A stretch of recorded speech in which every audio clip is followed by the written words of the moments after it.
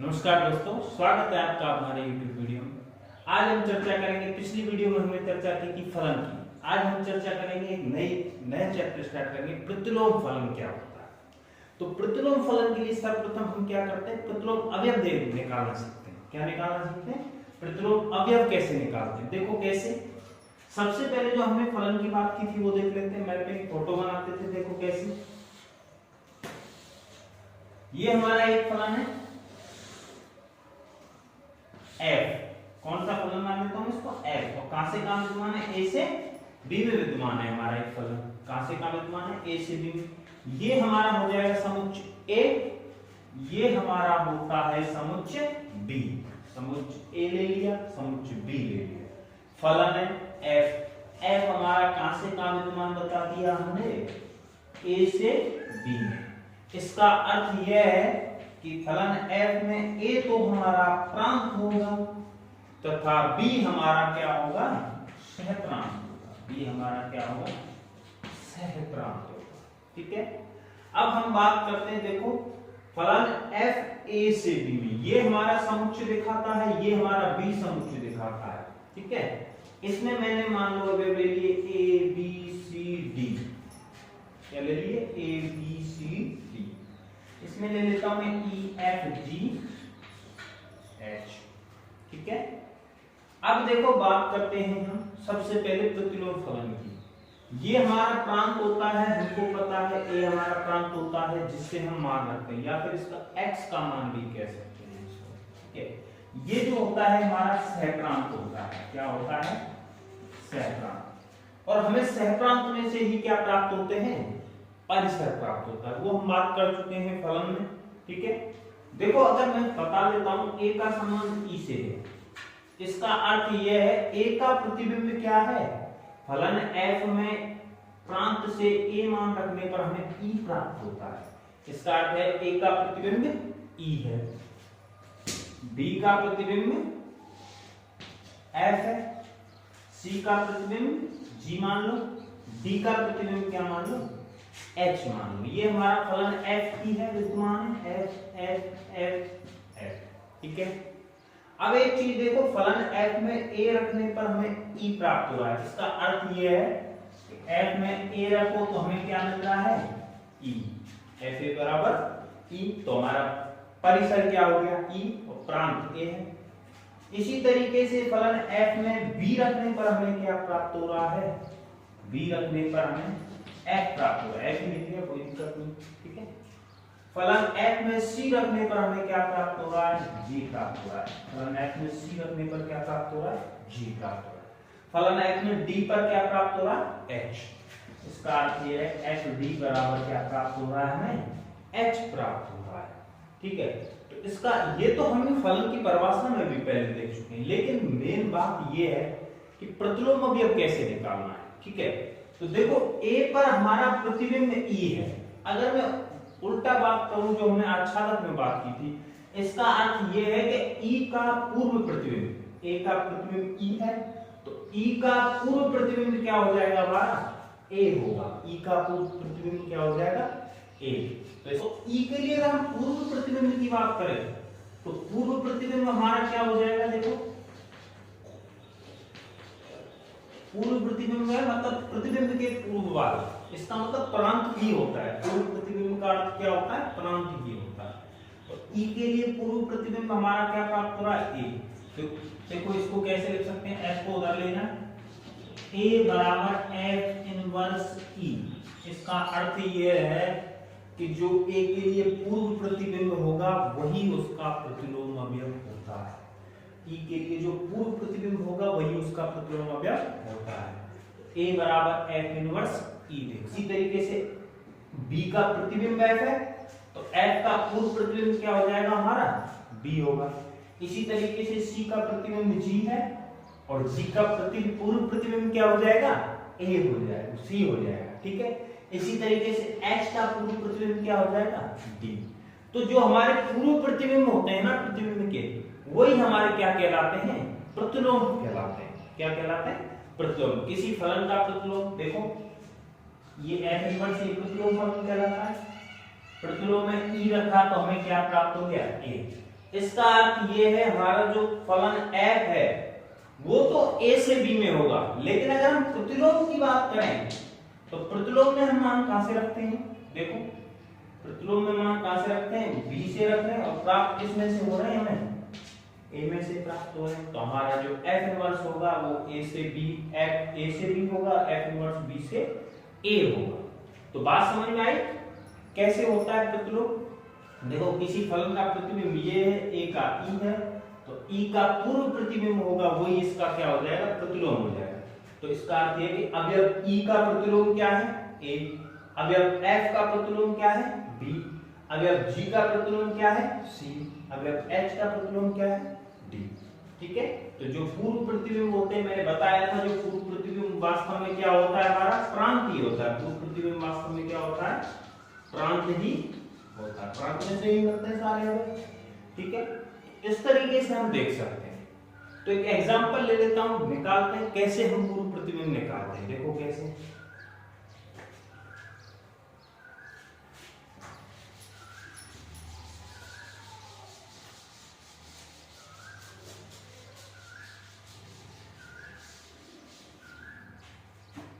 Example ले लेते हैं। यदि समुच्चय a बराबर हमको दे रखा है -1 + 1 - 2 2 व 3 दे रखा है, 2 व 3 दे रखा है, और समुच्चय b हमको दे रखा है 1 4 6 9। ठीक है, तो हमारा तथा हमारा f a से b में विद्यमान है और fx बराबर हमको दे रखा है x²। fx बराबर क्या दे रखा है हमको? x² हो तो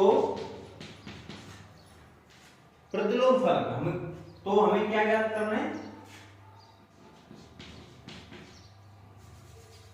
b के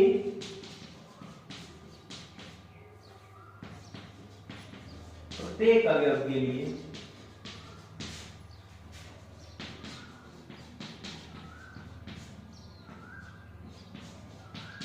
प्रतिलोम अवयव ज्ञात करो। क्या ज्ञात करना? प्रतिलोम अवयव।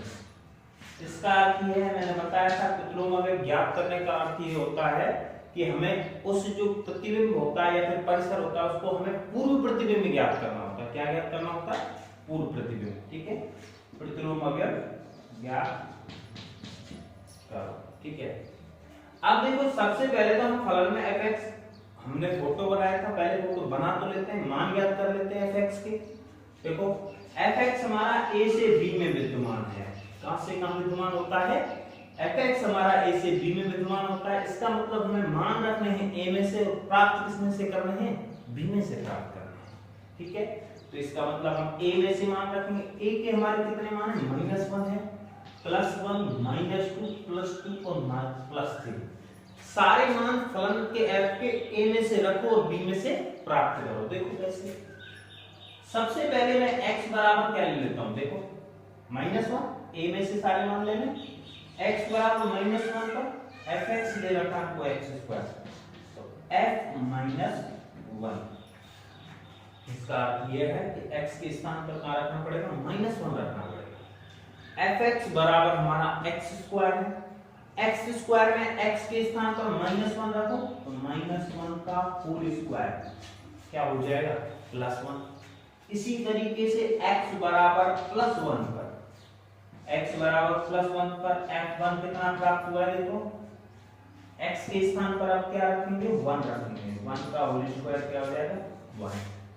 अगला है हमारा x बराबर -2, -1 हो गया, +1 हो गया, -2 की बात कर लेते हैं। x बराबर -2 पर f बराबर -2 और x के स्थान पर -2 रखो तो -2 का होल स्क्वायर कितना हो जाएगा? +4। अगला है x बराबर 2 पर, x बराबर 2 पर देखो f2 कितना होगा? फलन में x के स्थान पर 2 रखो तो x का होल स्क्वायर यानी 2 का वर्ग कितना हो जाएगा? 4।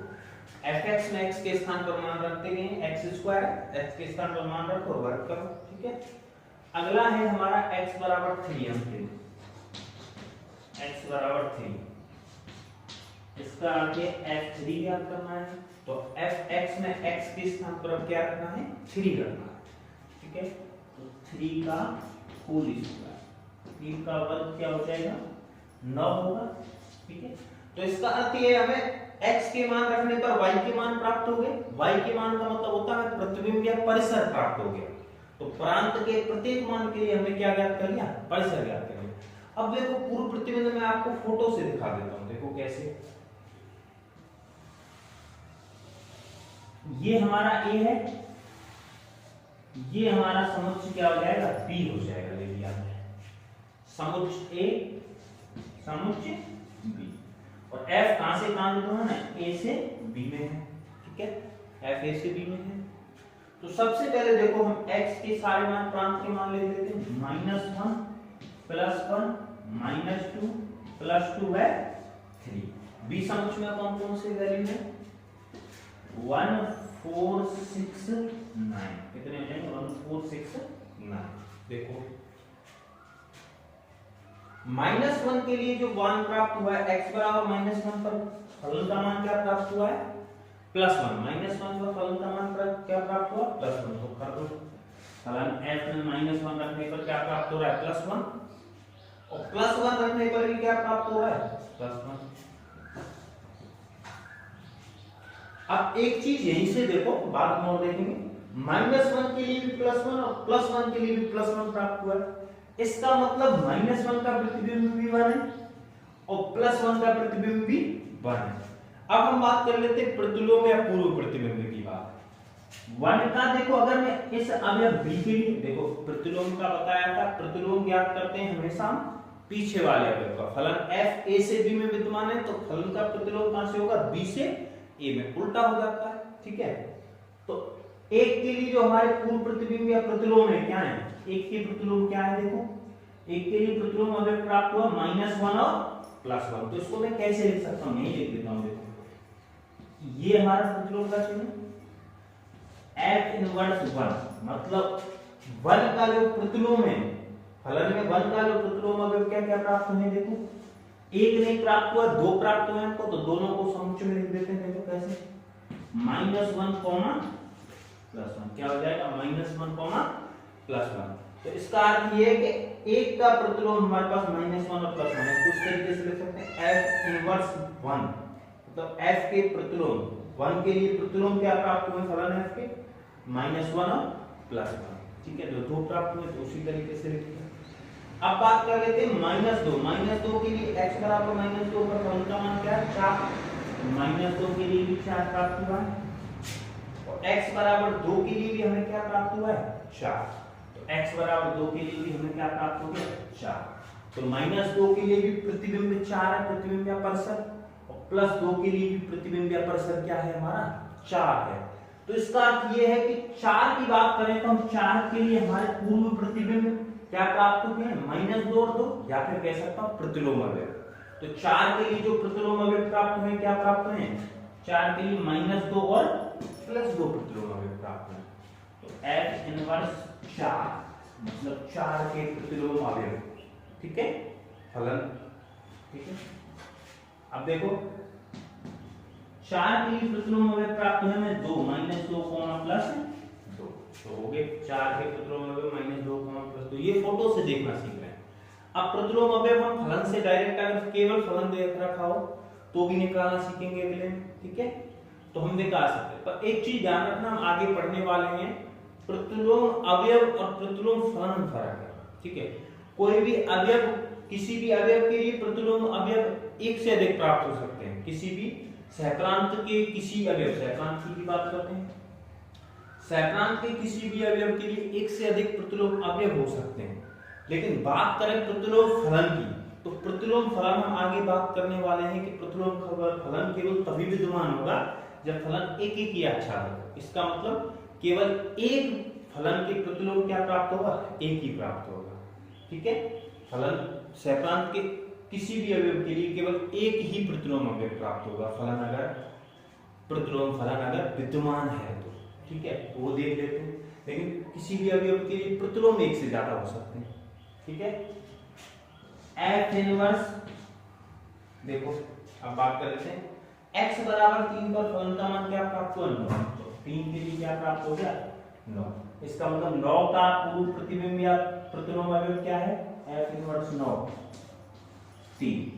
इस तरीके से हम प्रतिलोम अवयव लिख सकते हैं। अब देखो दो तरीके मैंने बताए, फलन के लिए भी पढ़ना है हमको, और एक साथ में एक चीज और पढ़नी है हमें, किसके लिए भी? क्रमित युग्मों के रूप में भी पढ़ेंगे। किसके रूप में भी पढ़ेंगे? क्रमित युग्मों के रूप में।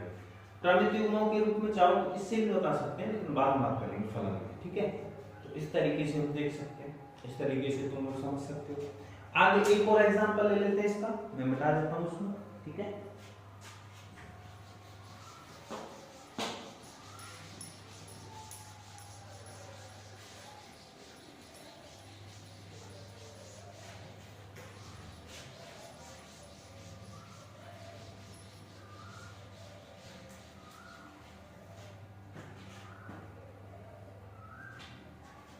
एग्जाम्पल अगला ले लेते हैं हमारे लिए।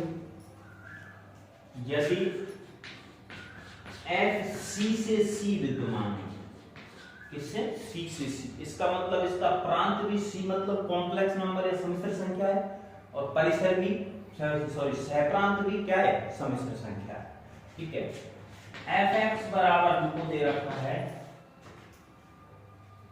x स्क्वायर माइनस में क्या दे रखा है? x square minus 1। तो f इनवर्स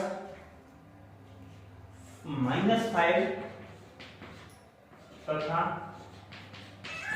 f इनवर्स 8 ज्ञात करो। क्या ज्ञात करना है? f इनवर्स -5 तथा f इनवर्स 8। ये एक प्रश्न दे रखा है तुम्हारी बुक का ये, ठीक है? सबसे पहले हम चर्चा कर लेते हैं। देखो हमें प्रतिलोम फलन निकालने का तरीका हम देख चुके हैं। देखो चूंकि वहां पे तो हम फलन में बात की थी, फलन fx दे रखा था, c के मान भी दे रखे थे, लेकिन हमें यहाँ पर कोई भी समुच्चय नहीं दे रखे। जैसे वहां पर a समुच्चय दे रखा था, b समुच्चय दे रखा था। a समुच्चय के या प्रांत के प्रत्येक अवयव के लिए हमने फलन का मान निकाल लिया था, फिर हमने फोटो से देख लिया था कि किसके लिए क्या प्रतिलोम होगा, ठीक है? अब हम जो चर्चा करेंगे, हम केवल एक दो अवयव दे रखे हैं, -5 और 8 के लिए हमें निकालना, -5 और 8 के लिए ही हमें निकालना। ऐसा अगर करना हो तो हमारे पास पूरे मान भी नहीं है ना पूरे निकालने, हमें केवल एक अवयव के लिए निकालना। देखो कैसे, मैंने बताया था, मान लो f इनवर्स -5। अब तुम्हें पता है कि अगर f c से c में विद्यमान है, मैं एग्जांपल a से b का ले लेता हूं क्योंकि तुम उससे अच्छा जानते हो। यदि f a से b में विद्यमान है तो इसका मतलब फलन f में a रखोगे तो b प्राप्त होगा। अगर मैं बात करता हूं f इनवर्स की, तो हमारा बदल जाता है, हम मान किस में से रखते हैं? b में से, और हमें प्राप्त किस में से होता है? a में से प्राप्त होगा, उल्टा हो जाता है। तो इसका मतलब अगर मैंने बात की तो ये जो भीतर होता है f इनवर्स के, जो अंदर होता है वो कौन सा मान होता है? b वाला होता है। b वाले मान को हम y मान के चलते हैं, और हमें जो प्राप्त होता है वो मान f इनवर्स से हमें जो प्राप्त होगा वो कौन सा मान प्राप्त होगा? x वाला। तो इसको हम किसके बराबर मान लेंगे? f इनवर्स -5 को x के बराबर मान लेंगे। क्यों मानेंगे? क्योंकि हमें ये प्राप्त हुई f इनवर्स में b से रखने पर a में से प्राप्त होगा। a वाले फलन हमारे किस में से होते हैं? x के मान होते हैं। a वाले किसके मान होते हैं? x के मान से प्राप्त होगा, ठीक है? तो f इनवर्स -5 को इस तरीके से हमने क्या मान लिया? x के बराबर मान लिया। इसी तरीके से उसको मान लेंगे f इनवर्स -5 है। देखो अब इसके लिए देखो, इसको उधर ले जाएंगे, वैसे उधर जाता नहीं है, दोनों तरफ f से वो करना पड़ेगा, संयुक्त करना पड़ेगा, तब f इनवर्स से खत्म होगा। लेकिन न्यू समझ लो उधर चला गया तो -1 f इनवर्स उधर जाएगा तो क्या हो जाएगा? f x। क्या हो जाएगा? f x। तो -5 बराबर किसके हो गया? इनवर्स उधर गया तो फलन में बदल गया f में, ठीक है? -5 बराबर fx, और fx हमारा किसके बराबर है? x square -1। तो fx की जगह रख दो x स्क्वायर -1 बराबर -5। x स्क्वायर -1 बराबर -5 हो गया, ठीक है? फलन fx के स्थान पर x स्क्वायर -1। सबसे पहले दोबारा देख लो, f इनवर्स -5 बराबर x के हो गया, f इनवर्स को उधर ले जा, f में बदल जाएगा, -5 बराबर fx, fx के स्थान पर x स्क्वायर -1 -5। अब मैं इसको हल कर लेता हूं, -5 को उधर ले जाता हूं, पक्षांतर कर लो, पक्षांतर -5 पक्षांतर के बाद किसका हो जाएगा +1 हो जाएगा। -5 में से 1 गए जो कितने बचे माइनस के 4। दोनों तरफ क्या ले लेते हैं वर्गमूल ले लेते हैं। क्या ले लेते हैं वर्गमूल। वर्गमूल लेंगे तो x² का हमें x प्राप्त हो जाएगा √-4। √-4 अंडर रूट में -1 है, इसका मतलब ये कौन सी संख्या है सम्मिश्र संख्या बन गई, काल्पनिक संख्या बन गई। तो मैं पता है ये 4 का वर्गमूल तो क्या हो जाएगा 2। और अंडर रूट -1 को क्या लिख सकते हैं आयोटा। क्या लिख सकते हैं आयोटा। तो ध्यान है काल्पनिक संख्या अंडर रूट -1 को क्या लिख सकते हैं आयोटा। तो 2 बाहर निकलेगा 4 से तो प्लस माइनस हो जाएगा, फिर वर्गमूल से बाहर निकलता है तो दोनों चिन्ह साथ लेके जाता है। तो +-2 4 का 2 और अंडर रूट -1 का आयोटा। तो x के कितने मान प्राप्त हो गए +-2 आयोटा। इसका मतलब ये है कि हमें f इनवर्स -5 मतलब -5 के लिए हमें कितने प्रतिलोम अवयव प्राप्त हुए 2 प्राप्त हुए। एक तो 2 आयोटा एक -2 आयोटा ऐसे लिख सकते हैं। f इनवर्स -5 हुआ 2 आयोटा और माइनस के 2 आयोटा। हमने किसमें लिख दिया ये मझला ब्रैकेट में समुच्चय को दिखाता है समुच्चय रूप में लिख दिया। ठीक है इस तरीके से निकाल सकते हो। अब हम पर एक चीज ध्यान रखना f इनवर्स जो हम निकालते हैं वो b से a में विद्यमान होता है। इसका मतलब c में रखा है, c में से मान रखा है तो प्राप्त भी c में से होना चाहिए तभी विद्यमान होगा। यहाँ तो c से c दे रखा है, देखो ये भी c में से ये है, सम्मिश्र संख्या ही है। काल्पनिक संख्या है और वास्तविक संख्या सम्मिश्र संख्या में दोनों आते हैं। सम्मिश्र संख्या में कौन सी आ जाती है देखो रियल एंड वास्तविक प्लस इमेजिनरी काल्पनिक।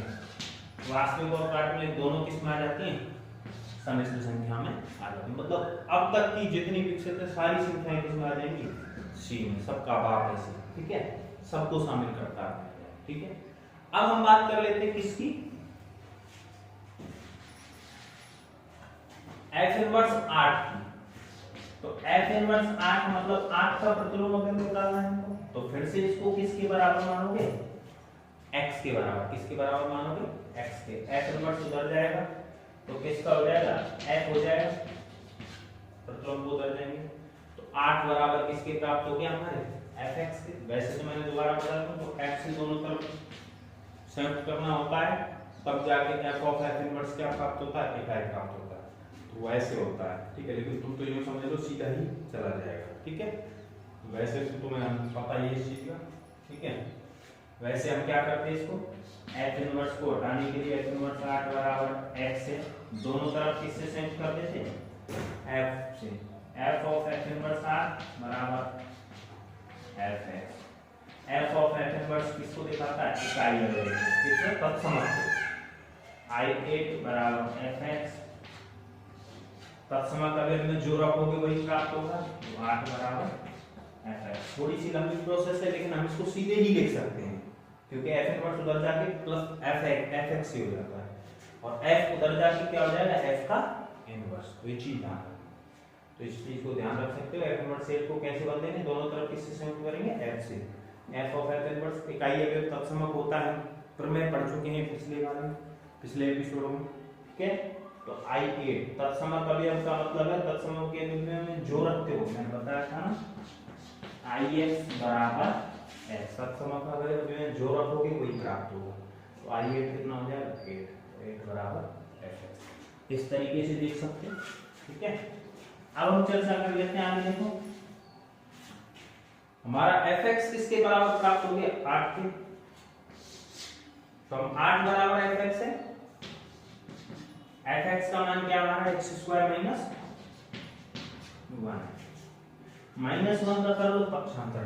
-1 का पक्षांतर करोगे तो 8 -1 किसका हो जाएगा प्लस का। ठीक है उधर लिख दिया कोई दिक्कत नहीं। 8 + 1 कितना होगा 9। x² बराबर 9 x² बराबर किसके हो गया 9 के हो गया। दोनों तरफ हम क्या ले लेते हैं इसका वर्गमूल ले लेते हैं। क्या ले लेते हैं वर्गमूल ले लो। वर्गमूल लोगे तो x² का तो x मिल गया और 9 का वर्गमूल देखो क्या होगा +-3 क्या हो जाएगा +-3 3। इसका मतलब 8 के लिए 2 प्रतिलोम अवयव प्राप्त हुए, एक तो 3 प्राप्त हुआ, एक प्राप्त हुआ हमको -3। तो लिख सकते हैं F इनवर्स 8 बराबर, एक तो हमें मिल गया समुच्चय में 3 और एक मिल गया -3। तो इस तरीके से लिख सकते हैं। तो प्रतिलोम अवयव निकालना सीखे, इस तरीके से हम प्रतिलोम अवयव आगे भी निकाल सकते हैं। तो ये कुछ एग्जांपल प्रतिलोम अवयव के होंगे।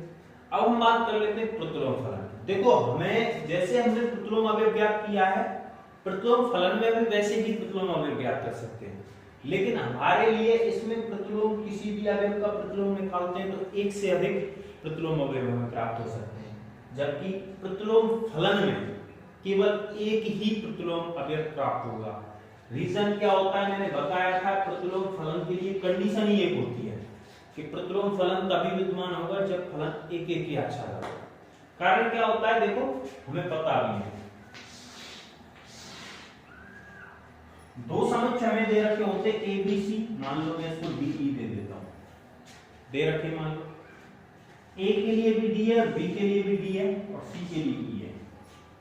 अगर मैं तुमसे कुछ ना बताऊं, फोटो ना दिखाऊं तुमसे और पूछूं कि डी का प्रतिलोम अवयव कौन सा है, तो डी के लिए अब हम फलन में प्रतिलोम की बात करेंगे तो हमें पता नहीं होगा कि हम किसकी बात कर रहे हैं। में से हमें 2 अवयव प्राप्त होंगे, तो हमने पूछा किसका है, तो इसका मतलब हमारे पास एक होगा, यूनिक होगा, एक ही आच्छादक फलन होगा।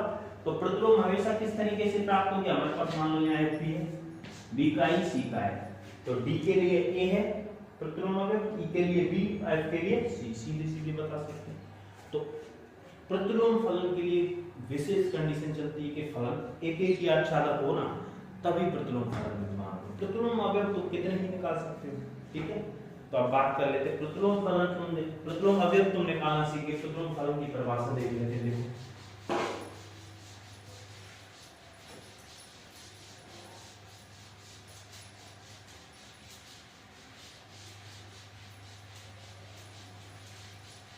अब बात कर लेते हैं प्रतिलोम फलन की। प्रतिलोम फलन कब कहलाता है,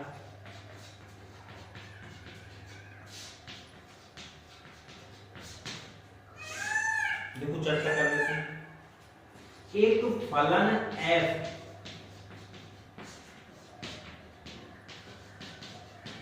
a से b में कैसा फलन हो, एक फलन f a से b में एक की आच्छादक फलन, एक की आच्छादक फलन, एक फलन f a से b में एक की आच्छादक फलन हो तथा एक फलन f a से b में एक की आच्छादक फलन हो तथा f इनवर्स प्रतिलोम फलन b से a में इस प्रकार विद्यमान हो कि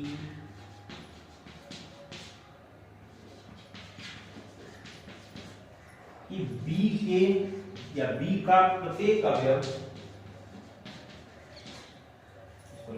b का प्रत्येक अवयव, b का प्रत्येक अवयव a से अद्वितीय संबंध रखता हो। कैसा संबंध रखता हो, अद्वितीय संबंध रखता हो। अब ये तो तुम्हें पता ही है, फलन एक ही आच्छादक होगा तो अद्वितीय संबंध तो रखेगा, क्योंकि एक के लिए एक का एक से ही होना चाहिए, और आच्छादक के लिए प्रत्येक अवयव, सहप्रांत के प्रत्येक अवयव के लिए पूर्व प्रतिबिंब विद्यमान ही होना चाहिए। मतलब कोई भी अवयव छूट नहीं सकता, ना ए में छूटेगा ना बी में छूटेगा, और केवल एक के लिए एक ही प्राप्त होगा। तो संबंध किस प्रकार रखता है, लिख सकते हैं इसको।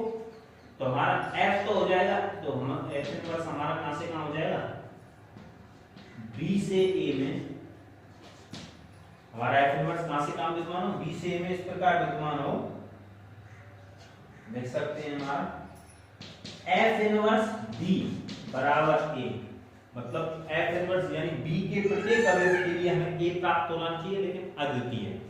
एट इम्प्लाइज किस प्रकार हो, f इनवर्स को उधर ले जाओ तो ऐसे भी लिख सकते हैं, दोनों तरीके हमारे पास। f a बराबर क्या हो, b हो, f इनवर्स b से a में विद्यमान हो तो f इनवर्स b बराबर a हो। इसी तरीके से लिख सकते हैं, इट इम्प्लाइज f a बराबर किसके हो, b के। तो इसका मतलब ये है कि f इनवर्स b से a में विद्यमान होगा और f इनवर्स b का कोई भी अभी हमने b मान लिया छोटा b, तो हमें जो प्राप्त होगा, जो प्रतिबिंब प्राप्त होगा या प्रतिलोम प्राप्त होगा, वो कहां से प्राप्त हो जाएगा? a में से प्राप्त होगा। किस में से प्राप्त होगा? a या प्रांत में से प्राप्त होगा। तो इस तरीके से हम एक चीज भी देख सकते हैं, देखो a से b है, ये b से a है। इसका मतलब f के लिए जो परिसर है ना, सहप्रांत के परिसर फिलहाल तो एक ही है। जब फलन एक एक ही आच्छादक है तो हम उसको सहप्रांत और परिसर बराबर ही होंगे, तो चाहे सहप्रांत बोलो चाहे परिसर बोलो, लेकिन हम बात हमेशा परिसर की करें, ठीक है। f का प्रांत देखो, f और f इनवर्स को मैं दोबारा एनालिसिस देता हूं, उसके बाद देखता हूं। f हमारा कहां से कहां मिल रहा था? a से b, और f इनवर्स हमारा उल्टा हो जाता है कहां से कहां? b से a। तो जो f का पूर्णांक था वो f इनवर्स का क्या हो गया? परिसर हो गया। परिसर या सहप्रांत एक एक ही आच्छादक है, तो एक ही बात है। तो इसमें एक चीज ध्यान रखनी है, प्रतिलोम फलन के लिए क्या कंडीशन होती है? प्रतिलोम फलन के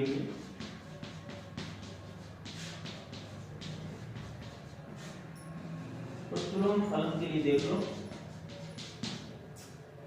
f का प्रांत तो मैं स्पष्ट दिख रहा है, f का प्रांत f इनवर्स के परिसर या सहप्रांत भी लिख सकते हैं। f का प्रांत f इनवर्स के परिसर के बराबर होगा,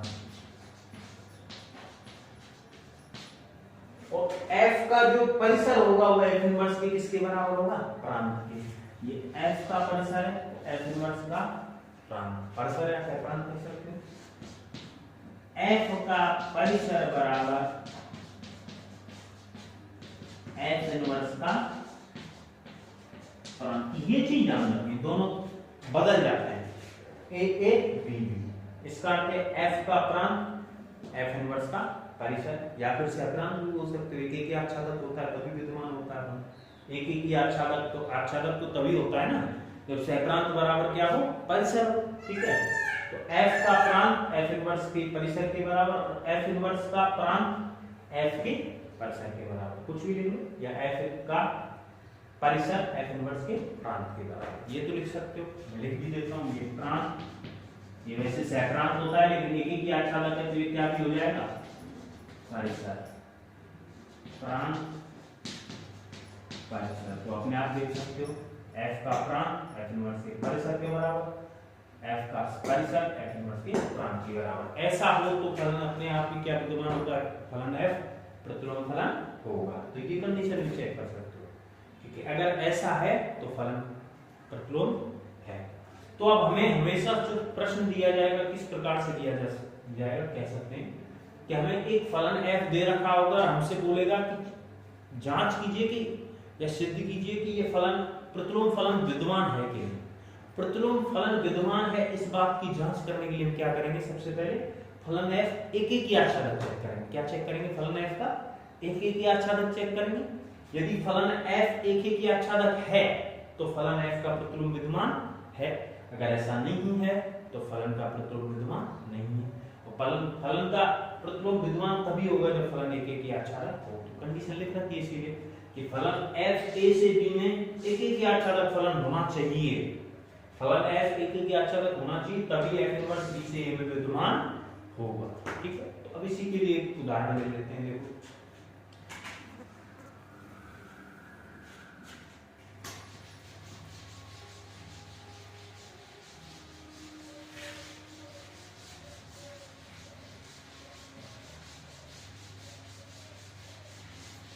अब दो तरीके से इसके प्रश्न पूछे जा सकते हैं, तुम्हें पता है। एक तो क्रमित युग्मों के रूप में पूछ सकता है और एक सीधे ही फलन के रूप में पूछ सकता है। तो हम दोनों तरीके से ले लेंगे।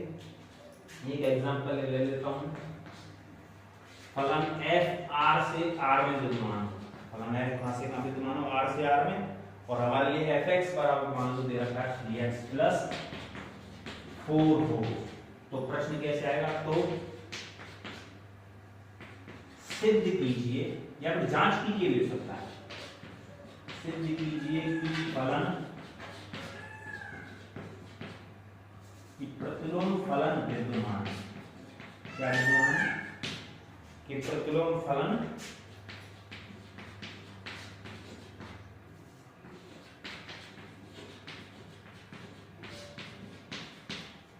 तथा प्रतिलोम फलन ज्ञात भी कीजिए, प्रतिलोम फलन ज्ञात तथा f इनवर्स ज्ञात भी कीजिए। f इनवर्स का मतलब प्रतिलोम फलन ही पूछा है, f इनवर्स ज्ञात भी करवाया है, ठीक है। तो इस तरीके से देख सकते हैं इसको। देखो हमारा फलन के लिए जो प्रांत है वो क्या है, हाथ पहले वाला प्रांत, काफी टाइम से बात कर रहे हैं इस चीज को, और पीछे वाला क्या होता है, सह प्रांत। सह प्रांत भी हमारा क्या है, आर है। फलन fx दे रखा हमको 3x + 4। सबसे पहले हम इसमें एक एक की आच्छादक चेक करेंगे, तभी हमारा फलन क्या विद्यमान होगा, प्रतिलोम फलन विद्यमान होगा। तो एक एक की आच्छादक की जांच कर लेते हैं। तो सबसे पहले एक एक के लिए जांच करने का तरीका मैं बता सकता हूं, बता चुका हूं। फलन fx1 बराबर fx2 मान के चलो और x1 बराबर x2 सिद्ध कर लो, तो हमारा फलन क्या हो जाएगा, एक एक ही हो जाएगा। चर्चा कर चुके हैं। यदि फलन के मान बराबर हो तो इसका मतलब वो एक का एक तभी प्राप्त होगा जब अभिव्यक्ति आपस में क्या हो, समान हो। देखो जैसे माना x1, x2 is the element of, इसका मानेंगे प्रांत में से लेके चलते हैं, इसके लिए ध्यान रखना। एक एक के लिए पहले भी बात कर चुके, किसमें से लेंगे, प्रांत, और हमारा प्रांत क्या है, r है। अब माना मान के लो fx1 बराबर fx2 क्या करना है, fx1 बराबर fx2 हमें मान लेना और सिद्ध क्या करना है हमको, x1 बराबर x2। ऐसा अगर आता है तो हम कह सकते हैं कि हमारा फलन जो f है वो क्या होगा, प्रतिलोम फलन होगा। फिलहाल तो एक एक ही होगा, इससे चेक आच्छादक भी चेक करना पड़ेगा, ठीक है। तो देखो फलन fx1 का मतलब है फलन fx में x के स्थान पर क्या रखना पड़ेगा, x1 रखना पड़ेगा। तो फलन fx में x के स्थान पर क्या रख दो, x1 रख दो, ठीक है।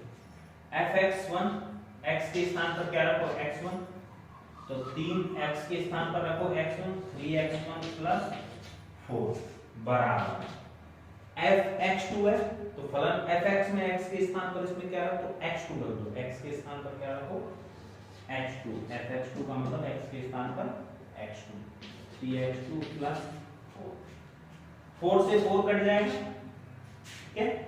तो यहाँ क्या बचा, 3x1 बराबर 3x, 3 से 3 कट गया, तो यहाँ क्या बच गया, x1 बराबर x2। इसका अर्थ ये हुआ हम fx1 बराबर fx2 मान के चले और तथा हमने x1 बराबर x2 क्या कर दिया, सिद्ध कर दिया। इसका मतलब ये फलन क्या हो जाएगा, एक एक ही होगा। फलन f क्या होगा, अतः फलन f a से b में एक एक ही होगा, या सीधा लिख सकते हो फलन f एक एक ही होगा। अगला हमें क्या चेक करना है, इसके लिए आच्छादक चेक करना। अगर एक एक ही भी हो गया और आच्छादक भी हो जाता है तो हम कह सकते हैं कि फलन के लिए प्रतिलोम फलन विद्यमान होगा, ठीक है। प्रतिलोम विद्यमान होगा तो उसको निकालने का तरीका वैसे तो तुम जानते हो, मैं पहले भी बता चुका हूं, लेकिन तुमको बोला नहीं है कि प्रतिलोम फलन ऐसे निकालते हैं। देखो कैसे, चर्चा कर लेते हैं। देखो आच्छादक, आच्छादक के लिए देखो हमारे पास फलन दे रखा है f r से r fx बराबर 3x + 4। मैंने इसके लिए दो तरीके बता रखे हैं तुमको। एक तो हम इसको किसके बराबर मान सकते हैं, y के बराबर मान सकते हैं, और x का मान y के रूप में लिख सकते हैं, फिर चेक कर सकते हैं कि वो विद्यमान होगा कि नहीं होगा। दूसरा तरीका होता है कि सहप्रांत बराबर परिसर। तो परिसर की बात करें, परिसर में हमेशा बताना पड़ता है, अनुमान से भी निकाल सकते हैं। देखो x के लिए कुछ कोई भी मान रखो, x के लिए धनात्मक मान रखोगे तो 3x + 4 है, सारे मान धनात्मक होंगे। x के लिए ऋणात्मक मान रखोगे तो सारे मान ऋणात्मक होंगे। जैसे एग्जांपल ले लेता हूं, x बराबर 1 रख दिया, f1 धनात्मक मान रखा है, 3 × 1 + 4 कितना आ जाएगा, 7। धनात्मक पे धनात्मक एक ले लेता हूं, ऋणात्मक मान, ऋणात्मक मान थोड़ा बड़ा ले लेता हूं, -3, 3 × -3 + 4, 3 × -3 कितना है, -9 + 4 -5। तो ऋणात्मक भी मान प्राप्त हो रहे हैं। और 0 पे देखो x बराबर रियल है ना, मैं एक मान रख लेता हूं -4/3, क्या रख लेता हूँ, मैंने मर्जी से रख माइनस के 4/3। 3 इंटू एक्स के स्थान पर क्या रखोगे, -4/3 प्लस 4। 3 से 3 कट गया, यहाँ बच गया -4, यहाँ पर बच गया +4। -4 में से 4 गए तो क्या बच गया 0। तो इसका मतलब ऋणात्मक भी प्राप्त हो रहा है, धनात्मक भी प्राप्त हो रहा है और 0 भी प्राप्त हो रहा है। इसका मतलब इसका जो परिसर है f(x) का जो मान है या y का मान, परिसर का मान है, उस धनात्मक ऋणात्मक 0 सब प्राप्त हो रहा है। इसका मतलब क्या हो जाएगा, रियल नंबर हो जाएगा। देखो प्रतिलोम फलन में अगर तुम जानते हो तो सीधा निकाल सकते हो। एक चीज ध्यान रखनी है, कुछ चीजें होती है जैसे बहुपद में जो रैखिक समीकरण होती है मैक्सिमम, रैखिक समीकरण मैक्सिमम क्या होती है हमारी, एक आच्छादक होगी ही हो, क्योंकि रैखिक में जो भी मान रखोगे धनात्मक का धनात्मक, ऋणात्मक का ऋणात्मक और 0 का 0 लगभग प्राप्त हो जाता है। ठीक है, नहीं तो दूसरा तरीका तुम चेक कर सकते हो। आप तो इसमें कैसे लिख सकते हो, क्योंकि सहप्रांत बराबर परिसर बराबर क्या है, r है, एक ही लाइन लिखनी है। ठीक है, यहाँ पे हम पूरा डिस्क्राइब नहीं करते हैं इसको, कितना लिखना होता है अगर हमें पता है तो। क्योंकि सहप्रांत बराबर परिसर सब कुछ क्या है इसका r है, अतः फलन आच्छादक होगा, अतः फलन क्या हो जाएगा, आच्छादक हो जाएगा। एक और तरीका होता है जिसको मैं बता देता हूं तुम्हें पहली बार में, बाद बाकी तुम सीधे भी देख सकते हैं। तो अतः फलन आच्छादक होगा, वो तरीका मैंने तुमको पहले बता चुका आच्छादक के लिए, एक आच्छादक फलन देखा था, फलन का टॉपिक पर आया था। ठीक है, अब देखो आच्छादक के लिए देखो दूसरा तरीका है। तो पहला तरीका ये हम सिद्ध कर चुके हैं कि एक आच्छादक, लेकिन दूसरा तुम्हें एक ही करना, लेकिन बता मैं दो। ठीक है, आच्छादक के लिए सबसे पहले फलन f(x) को किसके बराबर मान लो, y के। होता ही है, फलन में x रखते हैं तो हमें f(x) प्राप्त होता है। f(x) हमारा क्या होता है, y या परिसर, इसको परिसर भी बोल सकते हैं।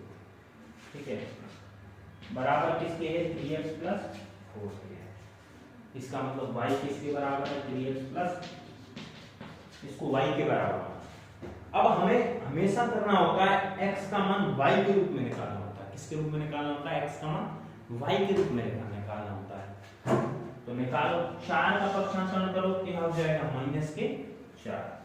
y - 4 बराबर 3x में 3 गुणा में तो इसमें चला जाएगा भाग में, तो यहाँ से सिंपलाइज x बराबर क्या प्राप्त हो जाएगा, y - 4y 3 प्राप्त होगा। अब एक चीज ध्यान रखो, मैंने बताया था कि आच्छादक के लिए हमारा क्या चलता है कि सहप्रांत के प्रत्येक अवयव के लिए, सहप्रांत के प्रत्येक अवयव के लिए पूर्व प्रतिबिंब विद्यमान होना चाहिए, और वो किसमें विद्यमान होना चाहिए, प्रांत में विद्यमान होना चाहिए। तो इसका मतलब हमें केवल इतना चेक करना होगा इसमें कि हमारे पास जो सहप्रांत r है ना, उसके लिए कोई भी अवयव ऐसा तो नहीं है जब ये फलन विद्यमान ना हो, x विद्यमान ना हो। मेरे हिसाब से ऐसा कोई अवयव नहीं है जो विद्यमान ना हो, क्योंकि y का मान कुछ भी रख लो, तुम ज्यादा से ज्यादा ऋणात्मक मान रखोगे तो ऋणात्मक प्राप्त हो जाएंगे, लेकिन ऋणात्मक भी तो हमारा प्रांत तो r दे रखा है ना, तो ऋणात्मक भी चलेंगे, धनात्मक भी चलेंगे, 0 भी चलेगा, काल्पनिक तो होने से रहा क्योंकि वर्गमूल नहीं।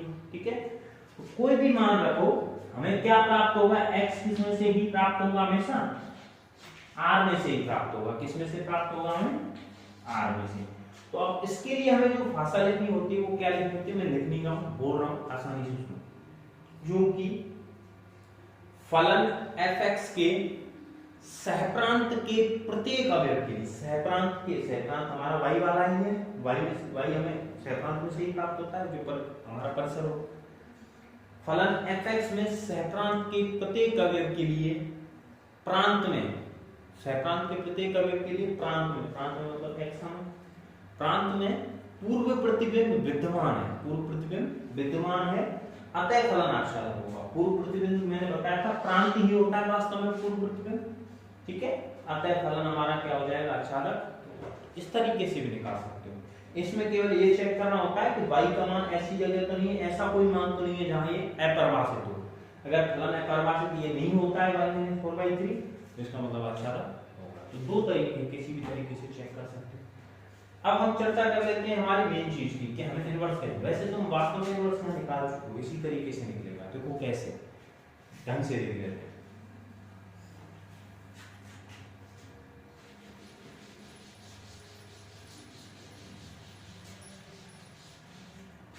देखो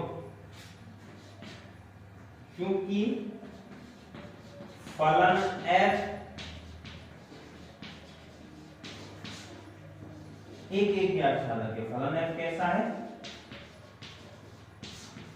एक यादचालक है, अतः प्रतिलोम फलन या f इनवर्स क्या होगा, विद्यमान होगा। पहले ही बताया था अगर एक यादचालक है कोई फलन तो वो हमेशा ही क्या होगा, प्रतिलोम फलन उसका विद्यमान होगा, अतः f इनवर्स विद्यमान है। ठीक है, अब बात कर लेते हैं f इनवर्स निकालने की। उसके लिए तरीका यही है, कोई खास नहीं है। हमारा fx क्या दे रखा है हमको, 3x + 4 दे रखा है। fx क्या दे रखा है, 3x + 4। इस fx को हम किसके बराबर मान लेते हैं, y के बराबर। y बराबर fx, हमारा फलन fx y होता है, तो x से माना था क्या प्राप्त होगा, y प्राप्त होगा। तो y बराबर 3x + 4, 4 का करो पक्षांतरण, y - 4 बराबर 3x। 3 को भेजो उधर, गुणा में तो किसमें चला जाएगा, बाहर में। तो इसका मतलब x को मैं इधर लिख लेता हूं, y - 4/3 प्राप्त हो गया, y - 4/3। अब देखो चूंकि हमारा y किसके बराबर था,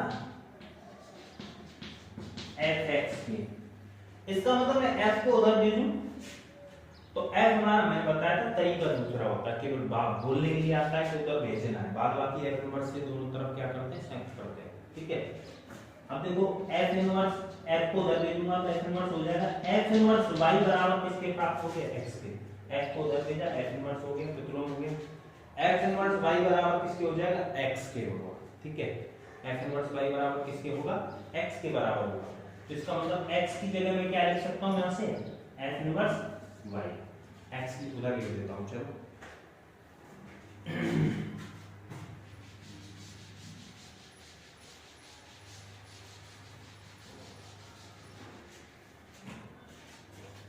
x के स्थान पर क्या लिख देते हैं, f इनवर्स y। तो f इनवर्स y बराबर हमें क्या प्राप्त हुआ है, y - 4/3 प्राप्त हुआ। मतलब हमें प्रतिलोम फलन प्राप्त हो गया। प्रतिलोम फलन क्या प्राप्त हुआ, y - 4/3। अब प्रतिलोम फलन को हमेशा x के रूप में लिख देते हैं। किस रूप में लिख देते हैं, x के रूप में। देखो it implies f inverse x बराबर y के स्थान पर सब जगह क्या है, तो x - 4 बटा x - 4 बटा क्या प्राप्त हो जाएगा, तो हमारा प्रतिलोम फलन जो हमें प्राप्त हुआ वो क्या प्राप्त हुआ है, f इनवर्स x, x रूप में लिख देते हो, y के स्थान पर कोई भी मान रख सकते हो, हमने x रख दिया। तुम चाहो तो 4, 3 जो भी पूछे प्रतिलोम उसका पूछ सकते हो। f इनवर्स x बराबर x - 4/3। अब मान लो इसमें एक प्रश्न और बढ़ा देता, बोल देता कि f इनवर्स 4 ज्ञात करो। वैसे तरीका एक और भी हम पहले बात कर चुके हैं कि f इनवर्स 4 है, इसका मतलब इसको fx के बराबर, x के बराबर मान के लिख लो, ऐसे भी कर सकते हैं। लेकिन अगर हमसे प्रतिलोम फलन पूछा ही है तो प्रतिलोम तो हम निकाल ही चुके हैं, तो हमें केवल एक काम करना है f इनवर्स 4 निकालने के लिए।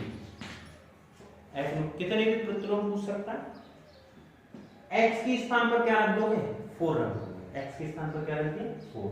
तो f इनवर्स 4 बराबर 4 - 4/3। तो f इनवर्स 4 बराबर 0। इसका मतलब 4 का प्रतिलोम अगर क्या प्राप्त हो गया हमको, 0।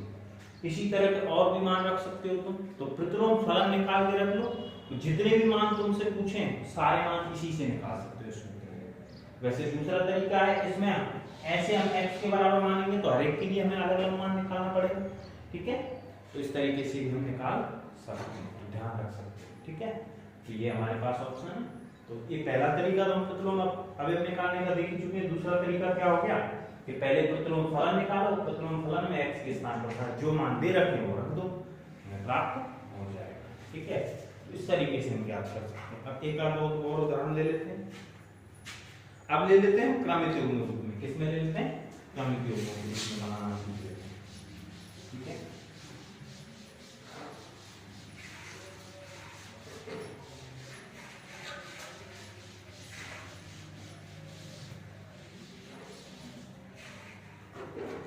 देखो अगला हम दे लेते हैं उदाहरण, यदि समुच्चय A बराबर 1 2 3 4 समुच्चय B बराबर देख लो 2 5 10 7 2 5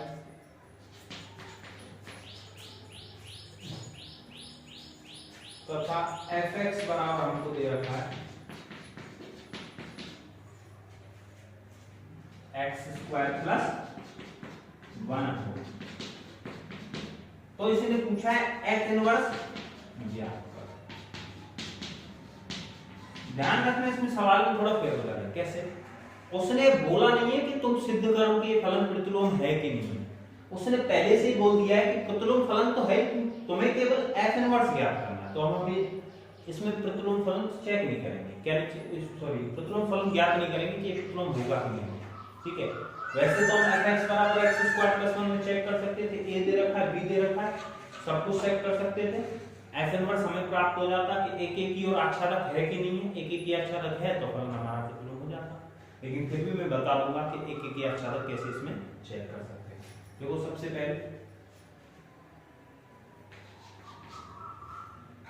पहले हम क्या करते हैं, इसका fx वाले सारे मान निकाल लेते हैं, फिर प्रतिलोम ज्ञात कर लेंगे। देखो fx ज्ञात करेंगे, जो f है हमारा वो कहां से कहां है, क्योंकि f मैं लिख देता हूं f a से b में विद्यमान है। कहां से कहां विद्यमान है, f a से b। तो चूंकि f a से b fx बराबर हमको क्या दे रखा है, x स्क्वायर प्लस 1 दे रखा है। f a से b fx बराबर दे रखा है हमको x स्क्वायर प्लस 1 दे रखा है। ठीक है, तो अब बात करें fx बराबर x स्क्वायर प्लस 1 दे रखा है, a में से मान रखते हैं और हमें प्राप्त किस में से होंगे, b में से। फलन f a से b में है तो a के सारे मान x के रूप में 1 2 3 4 रखेंगे और fx ज्ञात करेंगे। देखो x बराबर 1 पर f1 1 का स्क्वायर प्लस 1 1 का स्क्वायर 1 1 1 प्लस 1 कितना हो जाएगा 2।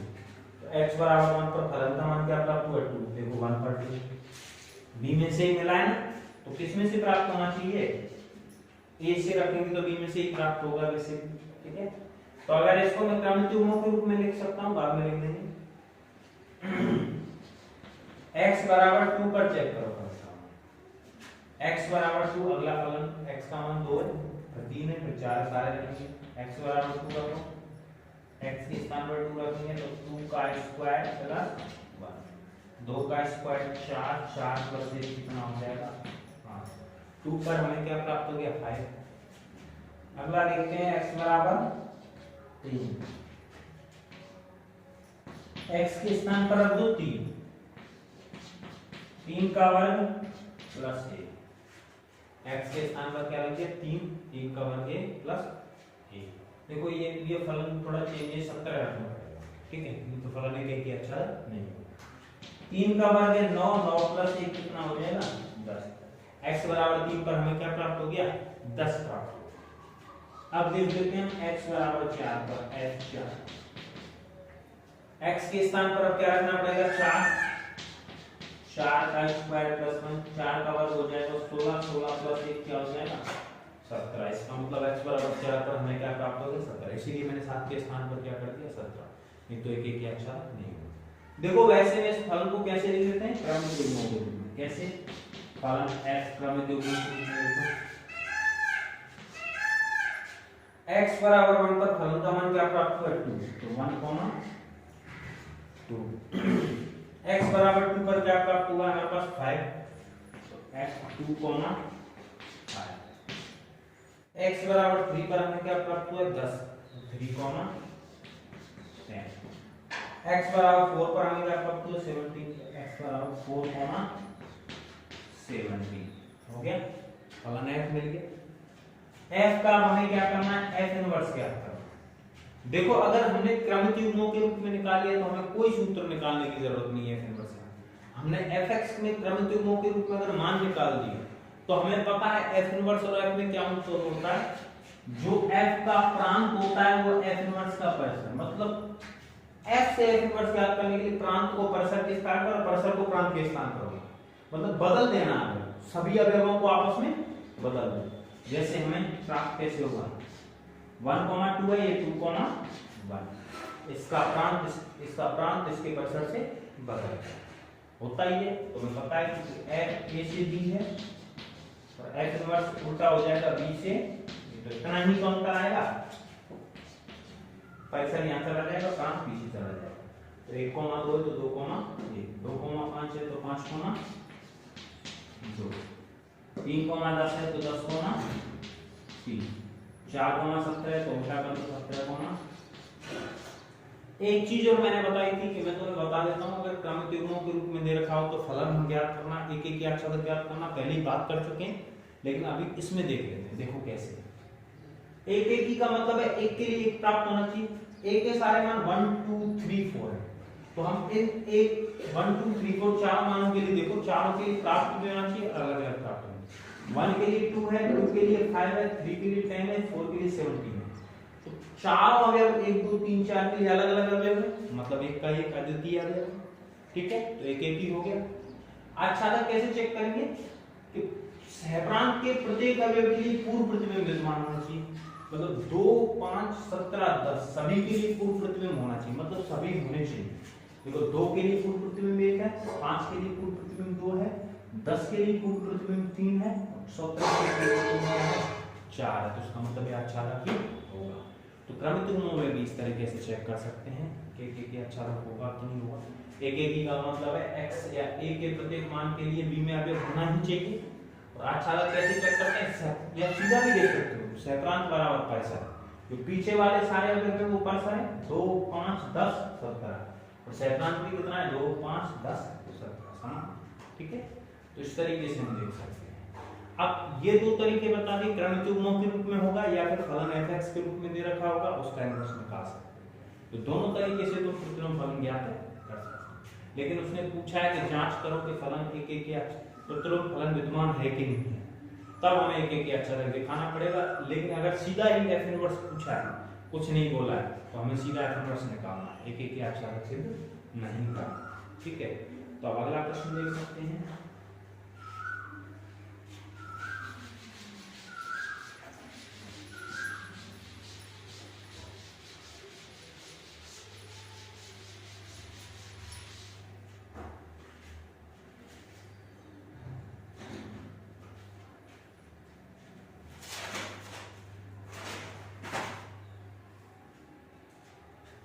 देखो एक एग्जांपल है, क्वेश्चन नहीं होगा, कौन सा नंबर है वो देख लेना। f r से r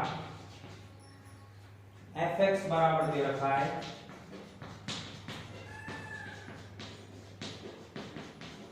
x² + 5x + 9 हो, तो f इनवर्स 8 व f इनवर्स 9 ज्ञात करो। f इनवर्स 8 व f इनवर्स 9 ज्ञात करो। तो मैंने बताया था, अब इसमें प्रतिलोम फलन निकालने की आवश्यकता नहीं, सीधा 8 और 9 के लिए केवल 2 अवयवों के लिए मान पूछा, क्योंकि प्रतिलोम फलन पूछा नहीं है तो हम निकालेंगे भी नहीं। तो हमारे पास वही तरीका है प्रतिलोम अवयव ज्ञात करने वाला। कैसे, देखो सॉल्यूशन देख लेते हैं इसका। f इनवर्स 8 ज्ञात करना, f इनवर्स 9 ज्ञात करना। तो f इनवर्स 8 को मैं किसके बराबर मान लूं, x के बराबर, क्योंकि तुम्हें पता ही है कि अगर f r से r है, फिलहाल तो f इनवर्स भी कहां से कहां होगा, r से, मतलब r में से अगर रखें r में से प्राप्त होना चाहिए।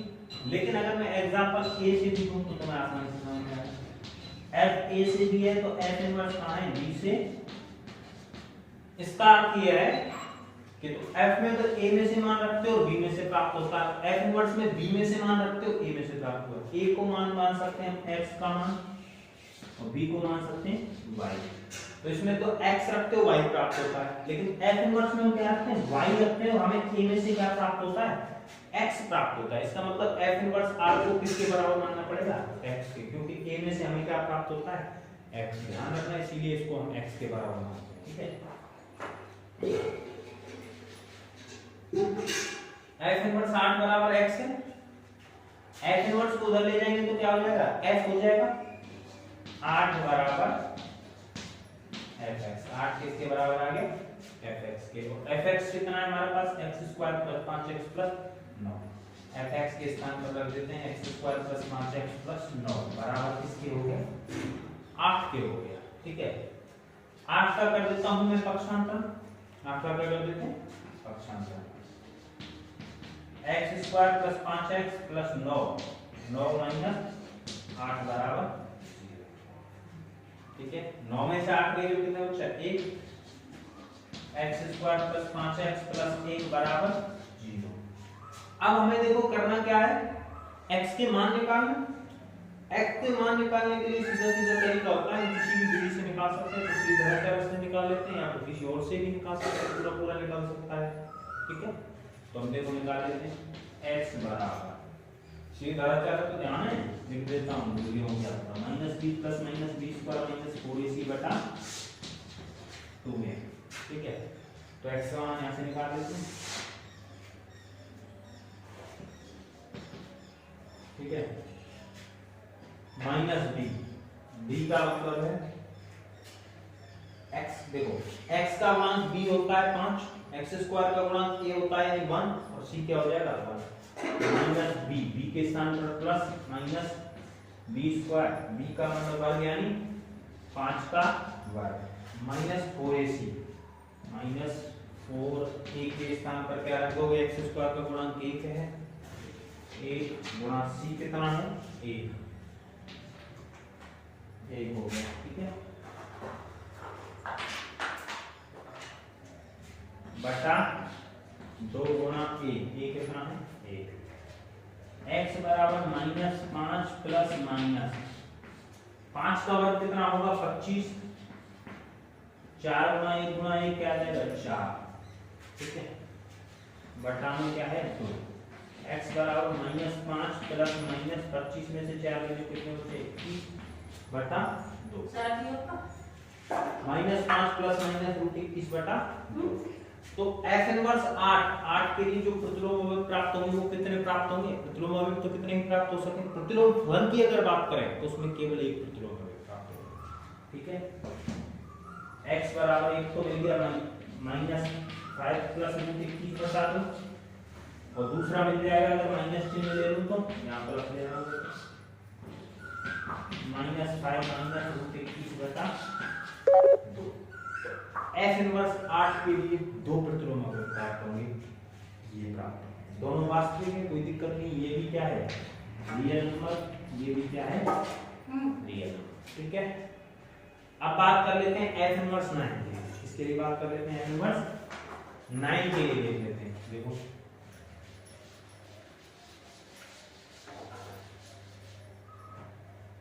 तो f इनवर्स 9 ज्ञात करेंगे इसको भी किसके बराबर करेंगे प्रतिलोम अवयव ज्ञात करना तो x के बराबर रख लेंगे। f इनवर्स को उधर ले जाएंगे तो क्या हो जाएगा fx 9 बराबर fx हो गया। ठीक है 9 बराबर क्या हो गया fx तो 9 बराबर fx fx किसके बराबर है हमारा x square plus 5x plus 9 9 का कर दो पक्षांतर x square plus 5x plus 9 minus 9 9 में से 9 गए 0 x स्क्वायर प्लस 5x बराबर 0। दोनों में से देखो क्या कॉमन आ रहा है x कॉमन आ रहा है निकाल लो x प्लस 5 बराबर 0 तो दोनों को 0 के बराबर रख लो अलग x बराबर 0 और x प्लस 5 बराबर 0। तो यहाँ से तो x बराबर 0 मिल गया 5 का पक्षांतर करेंगे तो हमें क्या प्राप्त हो जाएगा x बराबर -5। तो अगर मैं बात करूं कि 9 के कितने प्रतिलोम अवयव प्राप्त होंगे 2 प्राप्त होंगे और दोनों लिख कैसे सकते हो देखो f इनवर्स 9 बराबर हम इस रूप में देखो 0,5 दोनों ये भी रियल है तो रियल में से लिया f इनवर्स और रियल में से क्या हो गया प्राप्त हो गया। तो ठीक है f इनवर्स 9 के लिए दो प्रतिलोम अवयव हो गए 0,5 और f इनवर्स 8 के लिए दो प्रतिलोम हो गए -5 प्लस √21 बटा 2 -5 √21 बटा 2। तो प्रतिलोम अवयव एक से अधिक हो सकते हैं लेकिन अगर फलन प्रतिलोम फलन है विद्यमान है एक ही आच्छादक है तो फिक्स है कि अगर प्रतिलोम फलन है तो केवल एक अवयव के लिए एक ही प्रतिलोम अवयव प्राप्त होगा। तो इसका मतलब ये है कि हो सकता है ये हमारा एक ही आच्छादक ना हो। ठीक है तो इस तरीके से हम जांच कर सकते हैं।